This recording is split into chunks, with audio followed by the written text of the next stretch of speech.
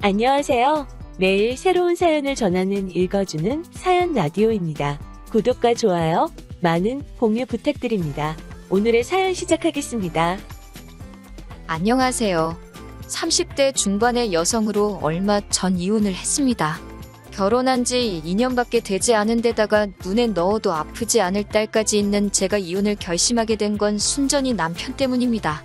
저와 남편은 지인의 소개로 만나 1년 조금 넘게 사귀고 결혼했습니다. 화목한 가정에서 자란 평범한 직장인인 남편은 믿음직스러운 사람이었어요. 하지만 말할 때 표현이 서투릅니다.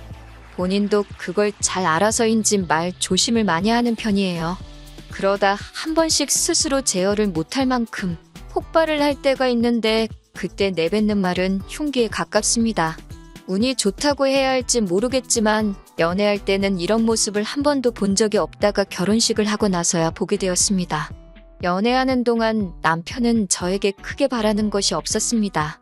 심지어 제가 혼후 관계를 원한다고 했을 때도 별말 없이 제 의견을 따라 주었어요.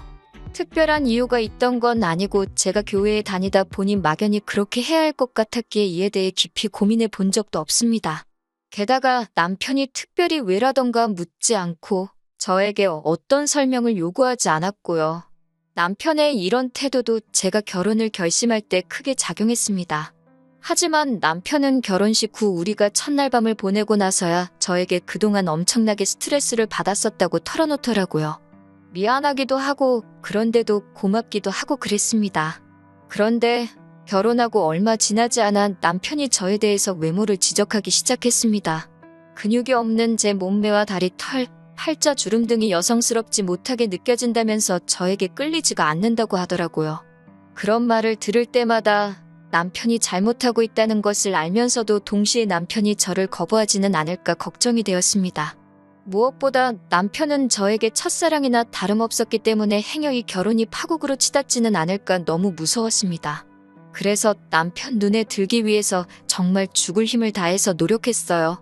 살도 빼고 외모도 가꾸고 생활 습관도 고치고 제가 할 수 있는 건 정말 다 했던 것 같습니다. 다행히 남편도 저의 그런 변화를 알아챘고 다시 부부 사이도 원만해졌습니다.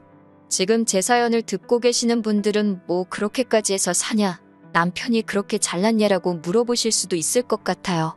사실 제 남편도 그렇게 훤칠한 인물은 아닙니다. 하지만 저는 남이 저에게 준 상처를 그대로 돌려주는 성격이 못 됩니다. 그리고 그 무렵에는 제가 어쩌면 남편을 더 좋아하고 있었는지도 모르겠습니다. 한 번은 남편이 샤워를 하러 화장실에 들어갔을 때예요.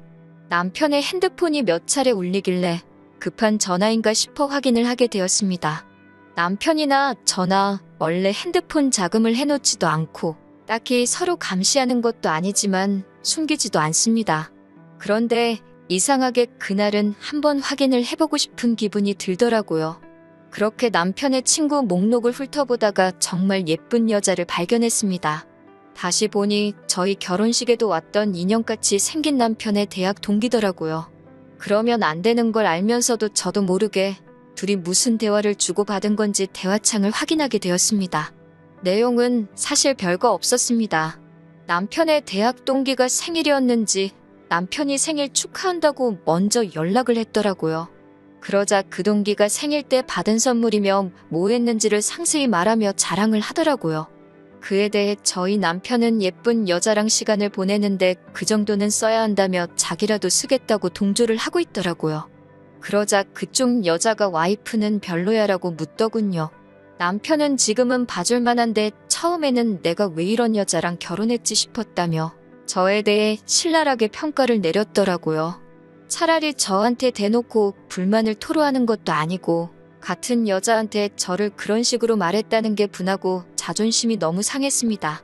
그래도 남편한테는 몰래 핸드폰 봤다는 티는 내고 싶지 않아서 어떻게든 평정을 되찾으려고 했는데 결국 화가 눈물로 표출되고 말았습니다.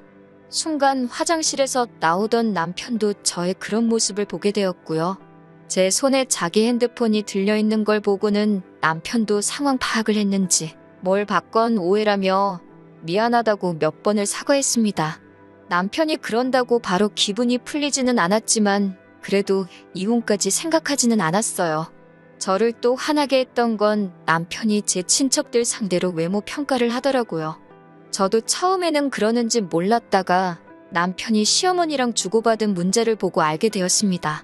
사실 일전에 여자 동기와의 대화에서 저에 대해 함부로 말한 걸 확인하고 난 후로부터 종종 남편의 핸드폰을 몰래 확인하게 되더라고요. 그러면 안 되는 줄 알지만 지금은 또 저에 대해서 무슨 생각을 하고 있을까 싶어서요. 그러다 낯익은 사진을 보게 되었는데 저희 결혼식 때 찍었던 친척들 사진이더라고요. 그 사진을 가지고 시어머니와 남편이 누구 닮지 않았냐 그런 대화를 주고받았더라고요. 그런데 그 비교 대상이 들었을 때 딱히 기분 좋을 만한 사람이 아니었습니다. 못생겼다 이런 적나라한 표현만 없었지 완전 비하하는 내용이더라고요. 물론 저희 친척들이 다 미남미녀는 아니고 남편이 말한 그 사람을 실제로 닮은 경우도 있었지만 그걸 남편과 시어머니가 둘이서 히히덕거리면서 이야기를 했다는 게 너무 모욕적이고 화가 나더라고요. 당장이라도 남편에게 따지고 들고 싶었지만 그러려면 핸드폰을 몰래 봤다는 걸 또 이야기해야 되기에 꾹 눌러 참았습니다. 없는 데선 나라님도 욕한다잖아요. 그나마 다행이었던 건 그 이후로도 몇 번 남편 폰을 살폈는데 그때를 마지막으로 저나 저희 가족의 생김새에 대해서 왈가왈부하는 건 없었습니다. 그래서 정신 좀 차렸나 보다 생각했고요. 그리고 얼마 지나지 않아 저는 임신을 했습니다. 그런데 제가 그동안 자기관리에 대해서 얼마나 스트레스를 받고 살았었는지 임신을 했다는 기쁨도 잠시였습니다. 바로 살찌면 어떡하지라는 걱정을 하기 시작했습니다. 나아가 피부도 망가지고 체형도 망가질 텐데 나는 쓸데없는 걱정들이 줄을 이었습니다. 그도 그럴 것이 남편 회사에 출산 후 복귀한 여직원이 있었는데 아주 퍼질대로 퍼졌더라며 남편이 흉보던 게 생각이 났거든요. 그런 여자를 데리고 사는 남편은 진짜 속이 터질 거라면서요. 저는 결국 임신 기간 내내 정말 식단과 운동까지 뭐 하나 손에서 놓지 못했습니다. 주변 사람들은 저더러 무슨 연예인이냐고 출산하자마자 어디 복귀작 찍으러 가냐며 농담을 했지만 다들 제 속사정을 몰라서 그런 거였지요. 제가 이렇게까지 노력을 하면서 남편을 놓지 않으려고 한 건 사실 친정부모님과 제가 사이가 좋지 않았기 때문입니다. 이혼을 하게 되면 제가 돌아갈 곳이 없었거든요. 친정아버지는 늘 밖으로 도는 분이셨습니다. 여자 문제로 늘 친정어머니를 힘들게 하셨어요. 그럼에도 불구하고 친정아버지가 경제권을 전부 쥐고 계셨기 때문에 친정어머니는 이혼을 꿈도 꾸지 못하셨습니다. 어떻게든 자식 잘 키워보겠다고 화병이 생기도록 참고 사셨습니다. 저도 그런 친정어머니의 희생을 잘 알고 있었기 때문에 늘 감사하는 마음으로 살았고요. 하지만 그나마도 친정어머니의 기대를 한몸에 봤던 언니가 친정부모님 마음에 안 드는 남자와 결혼을 하면서 그 불똥이 저에게 튀었습니다. 친정어머니는 그 이후로 이유가 어찌됐거든 조금이라도 기분이 나쁘면 저에게 화를 내고 상처를 주셨습니다. 심지어 친정아버지가 밖으로 도는 것도 제 탓을 하셨습니다. 제가 한마디라도 덧붙이면 그따위로 생겨먹은 게 문제라며 저를 비난하시는 것도 일쑤였어요. 물론 지금도 친정부모님과 왕래도 하고 그럭저럭 지내고는 있습니다. 하지만 상황이 그렇다 보니 저는 결혼 생활에서 오는 외로움과 남편의 부당한 대우 그 어느 것 하나도 마음 편히 털어놓을 곳이 없었습니다. 당연히 이혼은 차마 생각조차 할 수 없었고요. 그럼에도 불구하고 결국 아이까지 낳으니 마당에 이혼을 결심하게 된 건 바로 산후조리원에서 남편의 더러운 민낯을 보게 되었기 때문입니다. 건강한 딸을 출산 후 산후조리원에 약 2주간 입원을 하게 되었어요. 그러다 하루는 낮잠을 자다 뭔가 쑥덕이는 소리에 잠에서 깼는데 남편이 누군가랑 통화를 하고 있더라고요. 더 자고 싶은데 귀에 거슬려서 한마디 하려다가 금방 끊겠지 싶어서 그냥 눈을 감고 있었어요. 그런데 오히려 남편의 목소리가 귀에 쏙쏙 들어오더라고요. 남편은 전화 상대에게 지금 산후조리원에서 한 20명 정도를 봤는데 봐줄 만한 여자는 한둘밖에 없더라며 낄낄거리고 있더라고요. 이어서 한다는 말이 우리 집 사람도 뭐 똑같지 못 봐줘 얼굴이 완전 썩었어라는 거예요. 저는 충격에 온몸이 부들부들 떨렸습니다. 제가 지금 괜히 이렇게 된 게 아니고 자기 딸 낳느라 고생해서 이런 건데 남한테 저를 그런 식으로 묘사할 거라고는 상상도 못했으니까요. 그때 남편이 전화를 끊으면서 저를 돌아보다 저와 눈이 마주쳤습니다. 남편은 제가 어디서부터 들은 건지 확인이라도 하려는 듯 제 눈치를 보더군요. 제 어디가 썩었냐고 물으니 그게 무슨 소리냐며 잘못 들은 거라고 저더러 미쳤냐고 그러더라고요. 그러면서 저에게 몸이 안 좋으니까 신경이 많이 예민해져서 헛소리를 들은 거라고 자기가 언제 그런 말을 했냐며 정색을 했습니다. 너무 뻔뻔하게 나오니까 순간 저도 제가 잘못 들었나 싶었어요. 하지만 저는 정상이었습니다. 며칠 뒤 산후조리원을 나와 집으로 오게 되었습니다. 친정어머니가 와서 도와주신다고 했지만 그게 더 불편할 것 같아서 괜찮다고 말씀드렸어요. 그렇게 하루에 몇 시간씩 와주시는 이모님을 부르고 집에서 아기를 돌보기 시작했습니다. 그리고 며칠 뒤 남편이 회식에 있다더니 술에 잔뜩 취해서 집에 들어왔어요. 그러더니 남편은 자는 아기를 붙들고는 이렇게 생겨서 앞으로 어떻게 사냐며 엉엉 우는 거예요. 저는 일단 씻지도 않은 술 취한 인간이 신생아를 붙들고 그러는 것도 짜증났고 덕분에 애도 깨서 울고 여러모로 열이 받더라고요. 그런 와중에 그딴 소리를 하니까 황당해서 지금 애한테 뭐라고 하는 거냐고 따졌습니다. 그러자 남편은 혀꼬인 소리로 제 생긴 걸 보라며 솔직히 저게 뭐냐고 그러는 거예요. 고슴도치도 제 새끼는 예쁘다는 말 저도 알아요. 하지만 저에겐 그 누구보다 천사 같고 예쁜 딸인데 친아빠란 사람이 그딴 소리를 하니 정말 욕이 절로 나오더군요. 하지만 남편은 그 정도에서 멈추지를 못하고 쌍꺼풀은 얼마, 코는 얼마 그러면서 걱정 말라고 아빠가 돈 벌어서 싹 다 고쳐주겠다며 헛소리를 해댔습니다. 급기야 저한테 너는 왜 그따위로 생겨서 딸을 낳고 그러냐고 정말 할 말 못할 말 가리지 못하고 다 해대더군요. 그런데 저희 딸 남편하고 판박이로 닮았거든요. 심지어 시부모님도 남편 어렸을 때랑 똑같이 생겼다며 연신 신기하다고 몇 번을 그러셨고 친정어머니는 서운할 만큼 하나도 닮은 게 없다며 속상해하셨는데 정작 당사자인 남편이 저러니 헛웃음이 다 나왔습니다. 이튿날 술에서 깬 남편에게 어젯밤에 찍은 동영상을 보여주면서 이게 아빠라는 인간이 세상에 나온 지 얼마 되지도 않은 딸한테 할 소리냐고 들이밀었어요. 그러자 남편은 어이가 없다는 듯 동영상을 보더니 저한테 우리 솔직해지자고 그러는 거예요. 자기는 솔직히 자기 딸이지만 유모차에 태우고 나갈 자신도 없다고 너무 못생겼대요. 딸 얼굴만 보면 가슴이 답답하고 속이 상한다는 거예요. 제가 어떻게 애 아빠가 자식을 부끄러워할 수가 있냐고 그러자 어차피 애가 듣는 것도 아닌데 자기 속마음 말도 못하냐면서 저더러 넌 자식한테 미안하지도 않냐고 그러더라고요. 뭐가 잘못인 줄도 모르고 계속해서 실언을 하는 남편을 보고 있자니 비로소 정신이 들었습니다. 남편의 사고방식은 완전히 썩어빠져서 재활용도 못할 쓰레기라는 거려. 이런 인간 밑에서 내 딸을 크게 했다가는 자존감, 자신감 다 잃고 자랄지도 모른다는 두려움이 들었습니다. 저는 더 이상 이런 인간과 가정을 이룰 수는 없겠다는 확신이 들었기에 그동안 가슴속에 품고 살았던 말을 다 내뱉었습니다. 당신은 뭐 볼 거 있는 줄 아냐고. 배만 불뚝 나와서 다리는 새처럼 가는 주제에 누가 누굴 평가하냐고. 그러자 지금 말 다 했냐며 한 대 칠 기세더라고요. 제가 그래 한 대 치라고 합의금이나 받아서 그 돈으로 성형이나 하게라며 막 들이대니 남편이 오히려 주춤하더라고요. 그리고 저는 친정언니에게 전화를 걸었습니다. 그래도 막상 상황이 이렇게 되니 생각나는 건 친정밖에 없더라고요. 언니는 그동안 무소식이 희소식이라 생각했는데 제가 연락을 해와서 놀랐다며 지금 바로 온다고 했습니다. 언니가 오는지도 모르고 남편은 계속 제 외모를 비하하면서 저와 실갱이를 하고 있었습니다. 저는 행여 남편이 애한테 해코치를 할까봐 하고 싶은 말도 못하고 언니만 기다리고 있었어요.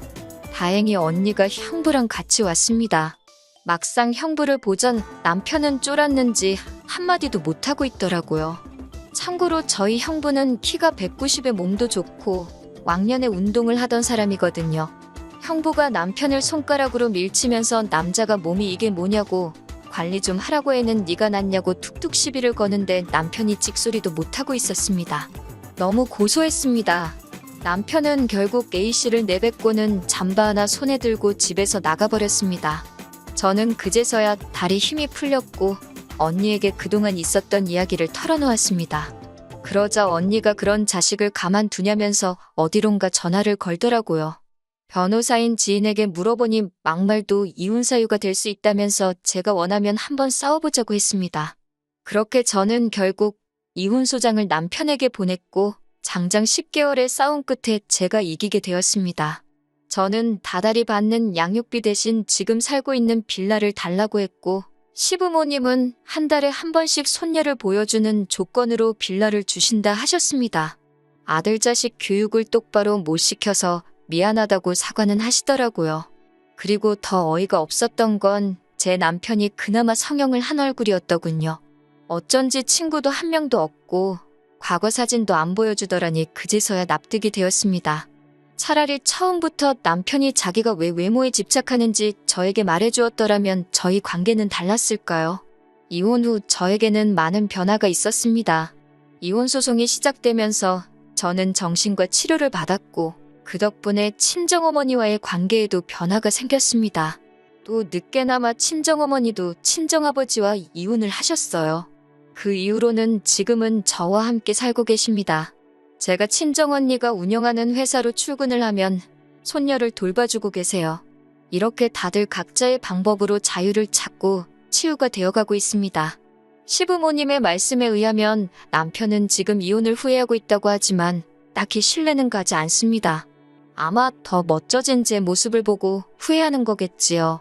다음에 저에게 또 사랑할 수 있는 기회가 있다면 그때는 정말 제 외모가 아닌 내면을 봐주는 사람이었으면 좋겠네요. 긴 이야기 들어주셔서 감사합니다. 오늘의 사연은 여기까지입니다.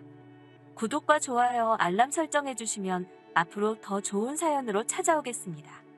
감사합니다. 안녕하세요. 매일 새로운 사연을 전하는 읽어주는 사연 라디오입니다. 구독과 좋아요, 많은 공유 부탁드립니다. 오늘의 사연 시작하겠습니다. 안녕하세요. 저는 결혼한 지 2년 된 20대 후반의 여성입니다. 창창한 앞길에 걸리적거린다며 저더러 신우딸 데려다 키우라는 무개념 시어머니 때문에 남편과 이혼하게 되었네요. 저는 전문대를 졸업한 뒤 곧바로 취직해서 2년 정도 중소기업을 다녔습니다. 그러다 혼자 시장에서 전집을 운영하시던 어머니가 손목을 다치시게 되면서 저에게 도와줄 수 있느냐 부탁하셨고 그러다가 이참에 가게 일을 배워보면 어떻겠냐는 제안을 받게 되었습니다. 할머니 때부터 해오던 가게라서 남에게 팔거나 정리를 하시기는 싫으시다고 하셨어요. 마침 제가 다니던 회사도 벌이가 특별히 좋다거나 비전이 썩 좋은 편이지 않았기에 저도 이참에 한번 해볼까 싶어서 전집 일에 뛰어들게 되었네요. 다른 건 몰라도 시장 안에 있어서 손님도 항상 많았던 가게 때문에 제가 지금의 남편을 만나기 전까지 제 또래의 다른 누군가처럼 연애를 한다거나 할 여유가 없었습니다. 장사 때문에 정신없는 저를 이해해준 남편과 연애를 시작하고 그 자상함에 결혼까지 하게 되었네요. 결혼 이야기가 오가면서 당연히 양가 식구들에게 서로를 소개하는 자리를 갖게 되었고 거기서 처음으로 남편의 누나를 만났습니다. 저보단 6살이 많고 남편보다는 2살이 많은 신우는 남편 말에 의하면 집안의 기둥이라고 하더라고요. 명문대를 나와서 대기업을 다니고 있었던 미혼의 신우는 남편의 표현을 빌리자면 시부모님께 한 달에 생활비로 200만 원씩 드리는 대단한 딸이었습니다. 하지만 신우와 제 사이는 처음부터 그렇게 좋지 못했네요. 처음 남편 집에 갔던 날 신우와 시어머니 두 분 다 빵을 좋아한다 하길래 유명한 베이커리에서 케이크를 사갔습니다. 집 안으로 들어서자 시부모님이 오는데 힘들지는 않았냐며 저를 환대해 주셨습니다. 긴장을 많이 한 상태였는데 다정히 맞아주셔서 한숨 돌릴 수 있었어요. 그렇지만 신우가 등장하자마자 분위기가 급변하더라고요. 신우는 차 타고 에어컨 쐬면서 시원하게 왔을 텐데 고생은 무슨 고생이냐며 한마디를 하더군요.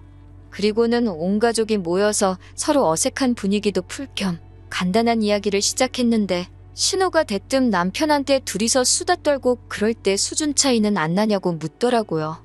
엄청 조심스러운 척 제 눈치를 살피면서도 제 학벌과 직업을 가지고 저를 무시하려는 의도가 다분했습니다. 저도 당하고만 있는 성격은 아니라서 시아버지께 시어머님이랑 이야기하실 때 수준 차이 같은 거 느껴지시냐고 물었습니다. 그러자 순간 찬물을 끼얹은 듯 분위기가 가라앉았어요. 시아버지가 부부 사이에 무슨 수준 차이냐고 허 웃고 넘기시더라고요. 제가 그러니까요라고 한마디 맞장구를 치니 신우가 얼굴이 벌개져선 자긴 밥 생각 없다고 방에 홀랑 들어가 버리더라고요.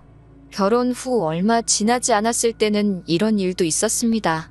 원래 전 집은 명절이 제일 바쁜데 일손을 구하기가 너무 어려워서 저뿐만 아니라 손목이 아프신 친정어머니와 이제 은퇴하신 친정아버지까지 모두 동원되어야 했어요. 게다가 저희 시댁은 차례를 지내지 않기 때문에 저는 남편에게 혹시 명절 당일날 점심 지나고 가면 안 되겠냐고 조심스레 물었어요. 다행히 남편도 장사 대목인데 그렇게 해야지라며 흔쾌히 그러자고 하더라고요. 저는 뒷말 나오지 않게 남편에게 시댁에 잘 이야기해달라고 신신당부를 했습니다. 하지만 명절 당일날이었어요. 열심히 장사를 하고 있는데 신우에게서 전화가 오더라고요. 바빠서 바로는 못 받고 1~2시간쯤 지나서 전화를 다시 걸었더니 대뜸 소리를 지르더라고요. 저더러 못 배운 티를 이렇게 낸다면서 시댁이 웃음냐고 고래고래 소리를 질러요. 황당해서 말도 안 나오는데 시어머니까지 전화를 받으시더니 저더러 천명절인데 장사가 뭐가 중요하냐고 저를 꾸중하셨습니다. 저로서는 너무 억울하고 화가 났지만 일단은 장사 마무리도 해야 했고 곧 시댁에 갈 거니까 가서 잘 설명드려야겠다는 생각으로 일단 몇 번이고 죄송하다고 말씀을 드리고 전화를 드렸습니다. 그리고 바로 남편에게 전화해 도대체 이게 무슨 상황이냐고 따졌더니 남편도 이해가 안 된다면서 분명히 시어머니가 괜찮다고 했다는 거예요. 거짓말 하는 거 아니냐고 하니까 자기가 무슨 덕을 본다고 거짓말을 하냐면서 아무래도 신우 때문인 것 같다고 그러더군요. 마치 어딘가 짚히는 게 있는 사람 같았습니다. 어쨌든 일단은 시댁에 가야 하니까 저는 전날 준비한 명절 음식과 전을 포장해서 시댁으로 향했습니다. 친정 부모님께는 다음날 오겠다고 했고 부모님도 걱정하지 말라며 다녀오라고 하셨어요. 시집간 후 첫 명절인데 친정 부모님하고 오전 내에 장사만 하고 점심도 같이 못 먹고 가는 게 마음에 걸려서 시댁으로 가는 길에서 왠지 마음이 많이 상했습니다. 시댁에 도착하니 신우는 마치 저희를 뚫어버리겠다는 기세로 현관 입구를 노려보고 있었습니다. 시부모님도 시큰둥하게 이제 왔냐면서 본체만체 하시더라고요. 저는 속상한 마음을 감추고 준비해온 명절 음식을 하나 둘씩 상위에 올려놓기 시작했고요. 그러자 신우가 시장통에서 팔고 남은 거 싸온 거냐면서 무슨 구린내라도 난다는 듯 자기 손으로 코를 쥐어잡고 인상을 팍 쓰더라고요. 그 모습을 보는데 순간 진짜 딱 한 대 때려주고 싶었지만 차마 그럴 수는 없잖아요. 그래서 제가 그럼 드시지 마시라고 한마디 했습니다. 그리고는 시부모님께도 냄새나는 거 싫으시면 치우겠다고 하고 가지고 온 거 그대로 다시 뚜껑을 덮었습니다. 그러자 시어머니가 저를 잡아 끌고 잠깐 당신 좀 보자며 방으로 데리고 가셨어요. 저는 피곤하기도 했고 억울하기도 하고 아무런 말도 하기 싫었어요. 그런데 시어머니가 갑자기 방문을 닫으시더니 제 손을 꼭 잡고서는 속삭이는 듯한 작은 목소리로 저에게 우는 척이라도 하라면서 미안하다 하시는 거예요. 왜 이러시냐고 하니까 자기 딸이 워낙에 집 밖에 몰라서 그런다고 그냥 비위 좀 맞춰주라고 저에게 부탁을 하시더라고요. 신우 이상한 거 온 가족이 다 안다면서 속 시끄럽게 하지 말고 납작 엎드려서 지내라고 하셨습니다. 더 황당한 건 갑자기 신우 알기를 뭐로 아냐면서 네가 뭔데 늦게 오냐고 저에게 소리를 치시는 거예요. 이중인격도 아니고 한마디로 신우 눈치를 보시느라 아주 쇼를 하고 있더군요. 솔직히 말해서 시어머니가 불쌍하기도 했지만 집안이 정상이 아니다 싶었어요.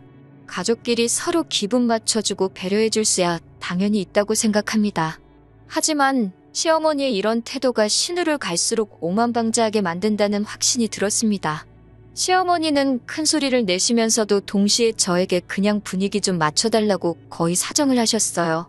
멍청한 생쇼를 한 10분 정도 하고 방문을 열고 나오니 신우가 제가 가져온 전을 뜯어먹으며 실실거리고 있더라고요. 황당하고 유치해서 어이가 없었어요. 아마 제 동생이나 친구였으면 미친모라고 욕이라도 해줬을 거예요. 남편도 미안한지 머쓱한 얼굴로 저를 쳐다보고 해서 제가 꾹 눌러 참았습니다. 말 그대로 똥이 무서워서 피하냐 더러워서 피하지 그 심정이었어요. 남편도 집에 오는 길에 미안하다면서 신우가 성격이 별난데 시부모님이 생활비를 받아 쓰시는 상황이다 보니 뭐라고 큰 소리도 못 내신다고 저더러 조금만 이해해 달라고 하더라고요. 신우의 별난 성격 덕분에 그 이후로도 몇 번 더 분위기 맞춰서 멍청한 생쇼를 해야 했었지만 그래도 시부모님과 저희 부부의 관계는 나쁘지 않았기 때문에 솔직히 이혼까지는 한 번도 생각해보지 않았습니다. 어느 가족이든 별난 인간 하나쯤은 있는 편이지 싶었고 솔직히 저는 신우만큼 시댁에 생활비를 지원할 수도 없었고 지원할 생각도 없었으니까요. 그저 나이 드신 분들이 돈 때문에 딸 눈치를 저렇게 보고 사는 게 보기 딱할 뿐이었습니다. 한 번은 시어머니가 저한테 정말 치사하고 더럽다며 하소연을 하시기도 했어요. 그래서 솔직히 뭐랄까요. 시부모님이 이해가 가기도 했고 우리는 한 팀이다 이런 생각도 했던 것 같아요. 지금 돌아보면 멍청하고 한심한 생각이었네요. 역시나 며느리는 며느리고 딸이 될 수 없었습니다. 두어 달 전 있었던 일입니다. 제가 남편과 이혼을 결심하게 된 결정적인 이유기도 했고요. 시어머니도 제가 신우랑 부딪히면 좋은 일이 없다는 걸 아셔서 최근엔 집으로 잘 안 부르셨는데 그날은 집에 좀 오라고 저에게 긴히 하실 말씀이 있다고 하셨습니다. 저는 속으로 신우가 제 흉이라도 봤나 보다 하고 크게 생각 안 하고 갔습니다.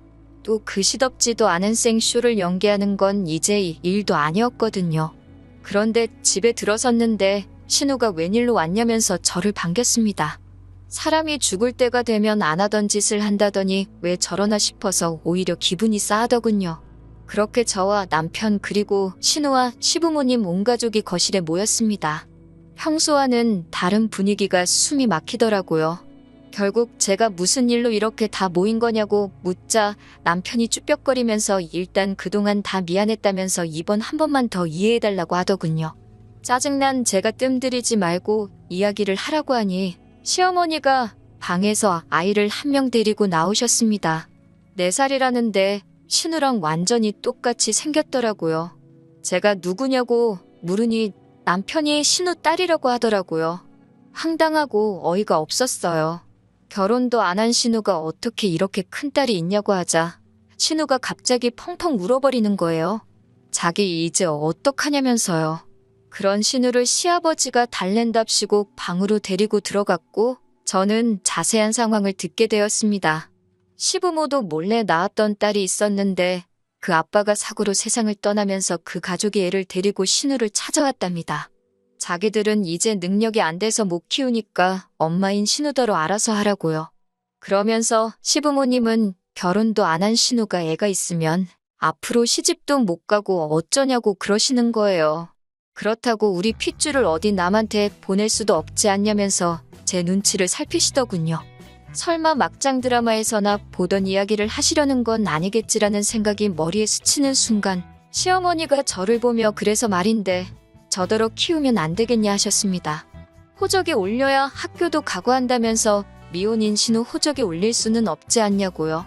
더 화가 났던 건 남편은 이 모든 상황을 이미 알고 있었더라고요. 남편은 정말 미안하다면서 자기도 신우가 너무너무 믿고 싫지만 한 가족인데 어떡하냐고 받아줘야 하지 않겠냐고 그러더군요. 제가 잃은 신우가 쳤는데 왜 제가 뒷수습을 해야 하냐고 그러자 시어머니가 저더러 너는 잃을 게 없지 않냐고 하셨습니다. 신우는 학벌부터 직업까지 소위 엘리트 코스만 살아왔는데 그런 인생의 오점을 남겨서야 되겠냐면서요. 그 말을 듣는데 얼마나 어이가 없던지요. 남편도 시어머니 거든다고 한다는 소리가 자기는 저를 볼 때 학벌이나 직업 같은 건 하나도 신경 안 썼대요. 하지만 신우가 자기처럼 마음 넓은 남자를 만난다는 보장도 없지 않냐면서 저더러 정말 운이 좋은 여자라고 그러더군요. 도대체 무슨 개소리를 하는 거냐고 결국 제가 소리를 확 질렀습니다. 그제서야 시어머니도 본색을 드러내듯이 아니 한가족끼리 허물이 있으면 덮어주고 그럴 수도 있는 거 아니냐면서 그럼 다 늙은 우리가 애를 키우라는 거냐고 너무 한다고 그러셨습니다. 저도 이때부터는 이 집구석하고는 끝이다라는 생각이 들어서 하고 싶은 말은 닥치는 대로 퍼부었습니다. 시어머니가 키우시던 신우가 키우던 제 남편이 키우던 어차피 다 자기 핏줄인데 그게 대체 무슨 상관이냐고 했습니다. 저야말로 피 한 방울도 안 섞인 남인데 왜 저한테 이러시는 거냐고요. 그러면서 남편한테도 그렇게 누나한테 당하고 살면서도 정신 못 차리냐고 그러면서 뺨을 때려버렸어요. 남편이 뺨을 부여잡고 주저앉아서 저를 멍하니 올려다 보더라고요. 그러자 시어머니가 저더러 욕을 하면서 시장통에서 장사를 하더니 하는 짓이 완전 산것이 되었다면서 악을 쓰더군요. 저는 시어머니께 내가 그동안 당신들 어이없는 연기에 장단을 맞춰줬던 건 그래도 돈 몇 푼 때문에 딸 눈치 보고 사는 인생이 불쌍해서 눈 꼭 감고 어울려준 건데 이런 식으로 나를 깔아뭉개는 건 용서 못한다고 퍼부었습니다. 그러자 시어머니는 당장 저더러 이 집에서 나가라고 했고 저도 감사하다고 제가 바라는 바라고 맞받아치고는 뒤도 돌아보지 않고 나왔습니다. 그러자 남편이 따라 나오더니 정말 미안하다는 말밖에 할 말이 없다고 하더라고요. 제가 남편에게 정말 미안하면 너랑 함께 살면서 등신마냥 참고 살아온 내 인생이나 돌려내라고 보상하라고 울부짖었습니다. 지금 생각하니 한 마리 짐승이 따로 없었네요. 그러자 남편은 어떻게 해주면 되겠냐고 물었고 저는 지금 우리 사는 집 전세 보증금하고 자동차 전부 제가 갚겠다고 당신은 조용히 이혼 도장만 찍어달라고 했습니다. 그러자 남편이 한숨을 길게 내쉬더라고요. 제가 남편에게 변호사 고용해서 한번 진흙탕 싸움 해볼 거냐고 그래서 네 신우가 자식 있는 여자인 것까지 다 까발려 볼 거냐고 밀어붙였습니다. 저도 그땐 눈에 뵈는 게 없어서 앞뒤 생각 안 하고 다 말했거든요. 그러자 남편은 며칠 고민해보겠다고 했습니다. 그리고 엊그제 지긋지긋한 합의 이혼이 전부 끝났습니다. 남편은 시부모님께 신우 딸이니까 신우더러 키우라고 하라고 안 그러면 자기 진짜 이혼당한다고까지 말했답니다. 하지만 신우는 그랬다간 생활비고 뭐고 다 끊어버린다고 시부모님한테 협박을 했다고 합니다. 시부모님은 계속해서 남편에게 저를 잘 설득해보려고 하고 그래도 양심이 남아있던 남편은 저랑 헤어지는 게 마지막으로 자기가 해줄 수 있는 배려라고 생각했다 하더군요. 그런 이야기를 들으니 남편에게 동정심이 생기긴 했습니다. 하지만 싸구려 동정심에 다시 제 인생을 팔 수는 없지요. 저도 신우가 애를 어떻게 할지는 모르겠습니다. 그깟 돈이 뭐라고 딸 버르장머리 하나 못 고치고 참 안타까운 인생인 것 같아요. 저는 당분간은 제 사업장인 전 집 운영에만 힘써볼까 합니다. 남편도 시댁도 생각만 해도 지긋지긋하네요. 당분간은 그런 소모적인 인간관계에 다시 빨려 들어가고 싶지 않네요. 저녁에 비가 온다는데 파전에 막걸리나 먹어야겠어요. 들어주셔서 정말 감사합니다. 긴 이야기 들어주셔서 감사합니다. 오늘의 사연은 여기까지입니다. 구독과 좋아요, 알람 설정해주시면 앞으로 더 좋은 사연으로 찾아오겠습니다. 감사합니다. 안녕하세요. 매일 새로운 사연을 전하는 읽어주는 사연 라디오입니다. 구독과 좋아요, 많은 공유 부탁드립니다. 오늘의 사연 시작하겠습니다. 안녕하세요. 저한테는 오빠가 한 명 있어요. 5년 전에 결혼을 해서 분가에서 살고 있고요. 원래부터 아들 챙겨주신다고 오빠 결혼할 때 주기로 한 빌라가 하나 있습니다. 그동안 전세 주고 있었는데 오빠가 결혼하게 되었을 때 부모님께서 따로 해줄 수 있는 건 많이 없고 애초에 그 빌라도 오빠가 장가갈 때를 위해 가지고 계시던 거였으니까 결혼하면 아예 그 집에 들어가서 살라고 하셨어요. 그 빌라가 워낙 오래되기도 했고 저희 동네가 서울에서도 조금 외곽인 지역이라서 새언니가 그 빌라가 그닥 성에 차지 않았나 봐요. 제가 볼 땐 빌라가 조금 오래되기는 했어도 지하철역에서도 가깝고 신혼부부가 시작하기에는 단점이 딱히 없어 보이는 집이거든요. 그런데 새언니는 집이 조금 작다. 리모델링하는 데 들어가는 돈이 더 들겠다. 주변 환경이 별로 안 좋은 것 같다 등등 이런저런 이유를 대면서 조금 내키지 않아 하는 게 눈에 보이더라고요. 그러다가 서울을 한참 벗어난 인천 쪽에 아파트 단지가 들어섰다면서 그쪽에 전세로 들어가더라고요. 요즘 최근만큼이야 하겠지만 그때도 전세금이 적은 편이 아니었거든요. 웬만한 집값 뺨치는 정도였는데 기어이 오빠가 모은 돈에 새언니가 모은 돈 그리고 양가에서 있는 돈 없는 돈 끌어모아 지원까지 받아서 겨우겨우 전셋집을 구한 걸로 알아요. 저희 부모님이 돈이 많으신 편은 아니라서 그 빌라를 제외하면 따로 가지고 계신 것도 없었고요. 그런데도 부모님 노후자금까지 끌어다가 기어이 신축 아파트에 전세로 들어가더라고요. 노후자금이 오래된 빌라보다 금액적으로는 훨씬 많아서 부모님이 조금 부담스러워하기는 했는데 오빠가 한 마리 노후자금 내주시면 자기들이 자리 잡고 나서 입습 닫고 있겠냐고 어느 정도 생활비조로 돈을 좀 드린다고 기어이 노후자금을 받아갔어요. 그 빌라는 딱히 처분하기도 뭐하고 전세 구하기가 쉬워서 그냥 뒀고요. 신축 아파트를 들어가고 싶었는데 형편이 안 돼서 그런 건지 정말 이상한 위치에 신혼집을 구했더라고요.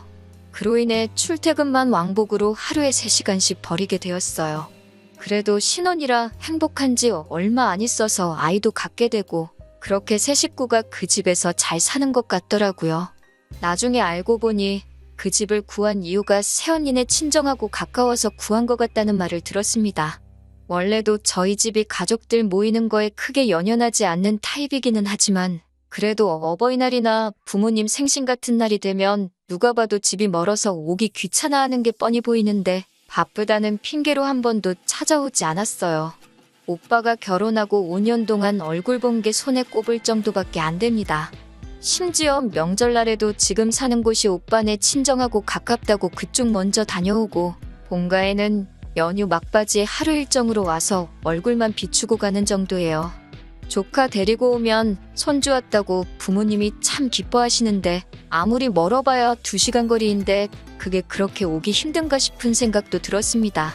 아무튼 저도 슬슬 만나고 있는 남자친구랑 결혼 이야기가 오고 가기 시작했어요. 남자친구나 저나 모아놓은 돈이 그렇게 많은 편도 아니고 남자친구 집안이 그렇다고 신혼집 하나 사라고 돈을 턱턱 건네주실 만큼 형편이 좋은 분들도 아니었어요. 저희 부모님도 오빠 장가갈 때 노후자금까지 홀랑 써버린 덕분에 따로 저한테 지원해 주실 만한 상황이 아니었던지란 난감해하던 상황이었고요. 요즘 집값 어마어마하잖아요.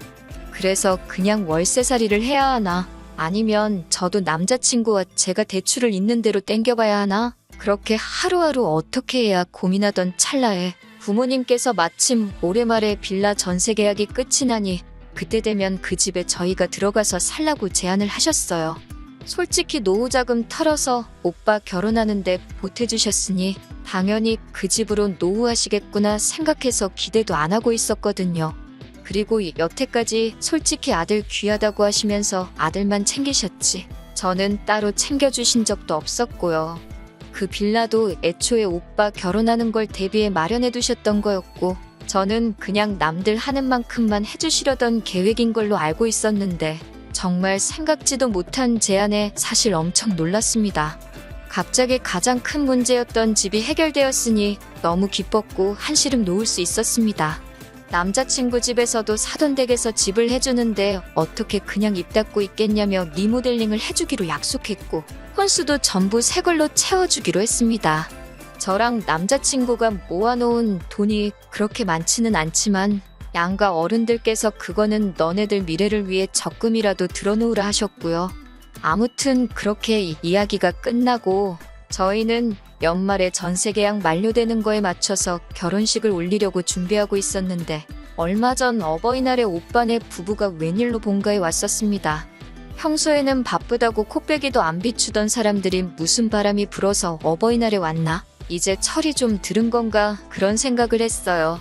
그도 그럴 것이 오빠가 결혼하고 나서 어버이날에는 항상 전화 한 통과 용돈 10만 원으로 퉁치는 게 전부였거든요. 아무튼 어버이날에 손주까지 데리고 와서 애교를 부리게 시키니 저희 부모님도 싱글벙글 하시고 맨날 통장으로 10만 원씩 보내던 게 전부였던 사람이 부모님 앞에 봉투 하나를 들이미는데 얼핏 보더라도 100만 원 정도 돼 보일 정도로 두툼하더라고요. 속으로 결혼 5년 만에 진짜로 이제서야 철이 들었네 생각하고 있는데 갑자기 청천벽력 같은 말을 꺼내더군요. 지금 오빠가 전세로 살고 있는 아파트가 전세가 만기가 다 되어가는데 전세값을 터무니없이 올렸다고 설명하더라고요. 이제 신축도 아닌 아파트를 가지고 욕심이 많아서 돈을 그렇게 올렸다고 말하는 거 보니 신축 아파트 아니라서 질렸다는 말처럼 들리기도 했는데 아무튼 그 오른 전세를 주고 재계약을 하기에는 차라리 이사가는 게 낫겠다 싶어서 알아봤는데 당연히 그 집만 오른 게 아니라 그 주변 지역이 전부 다 올랐다고 하네요.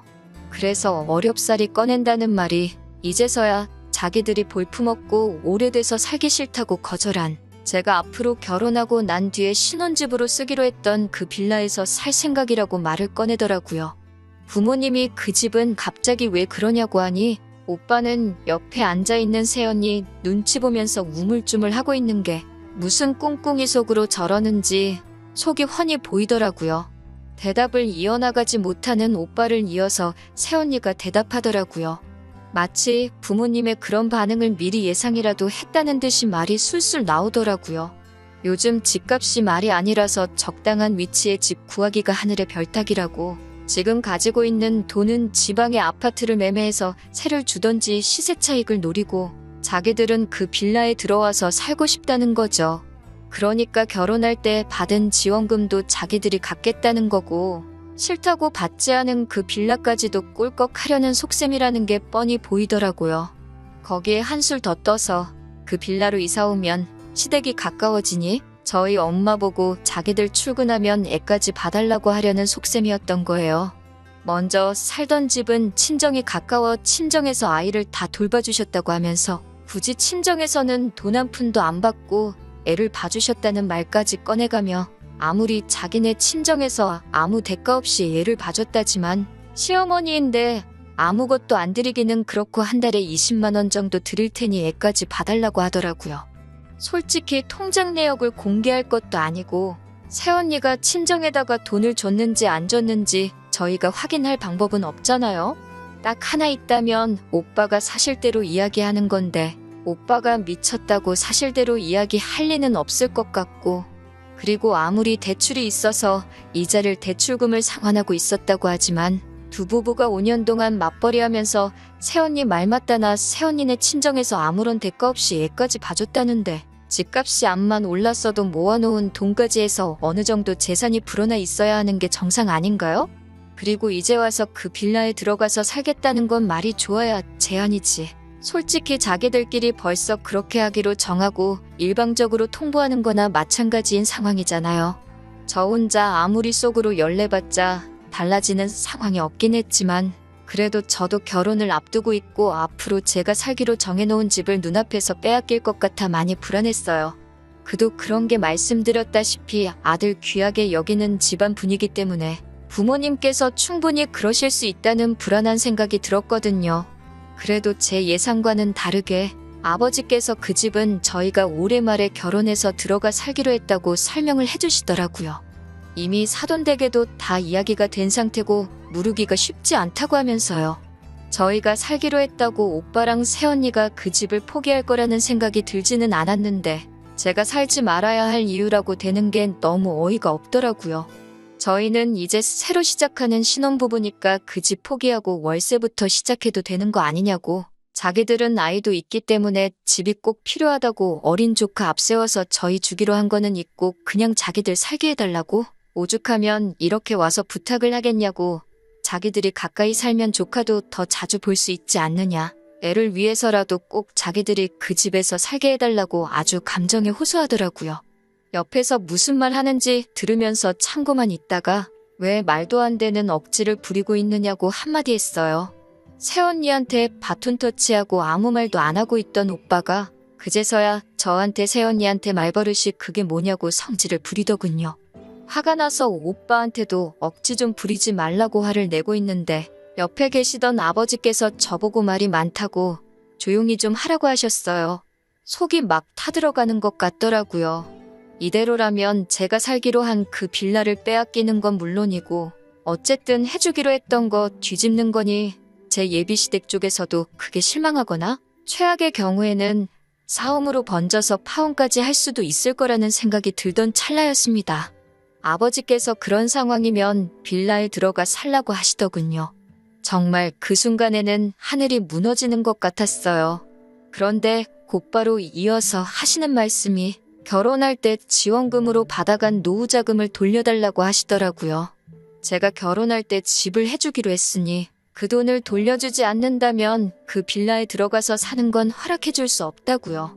빌라가 워낙에 구축이다 보니 시세가 그렇게 비싼 편이 아니고 부모님이 오빠가 결혼할 때 내어주신 노후자금이 오히려 더 큰 액수였거든요.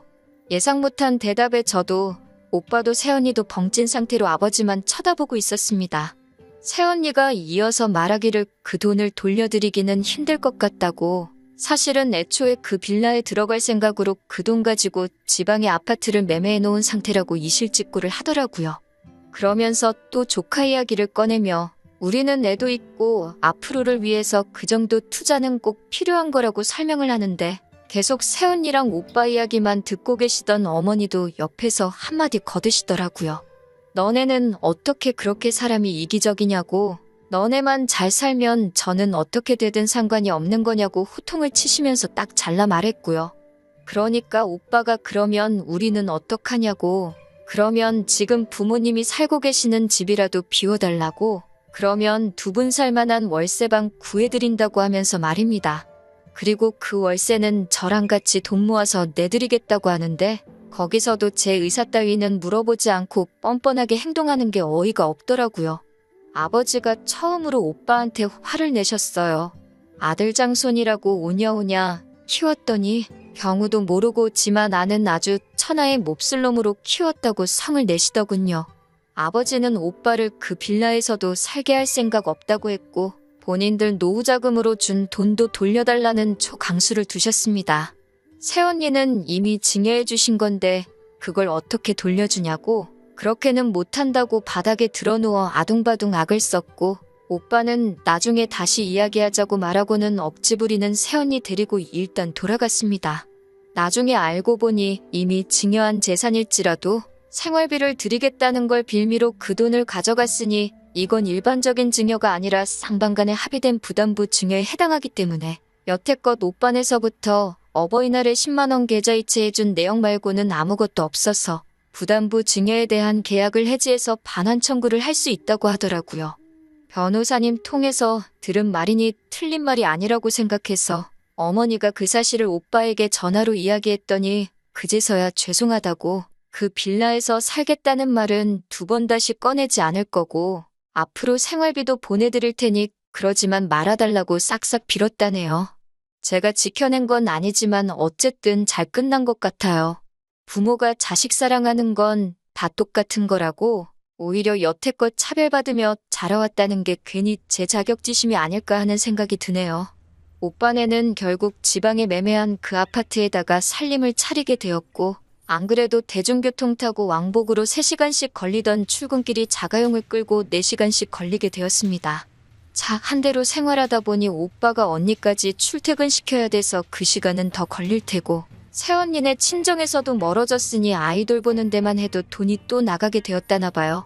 거기에 저희 부모님한테 약속했던 생활비도 드려야 하니 아마 조만간 지방에 매매한 아파트는 팔고 지들끼리 따로 월세 생활을 하던지 아니면 그렇게 싫다고 하던 구축 빌라 하나 찾아서 들어가게 될 것 같습니다. 다른 건 몰라도 오빠네를 보면서 주어진 것에 항상 감사하게 생각하고 겉으로 보이는 화려함보다는 내실을 더 다지는 게 좋다는 생각이 들어요. 앞으로 제가 결혼하고 나서도 오빠네를 거울 삼아서 항상 겸손하게 살아가는 방법을 배운 것 같습니다. 긴 이야기 들어주셔서 감사합니다. 오늘의 사연은 여기까지입니다. 구독과 좋아요, 알람 설정해주시면 앞으로 더 좋은 사연으로 찾아오겠습니다. 감사합니다.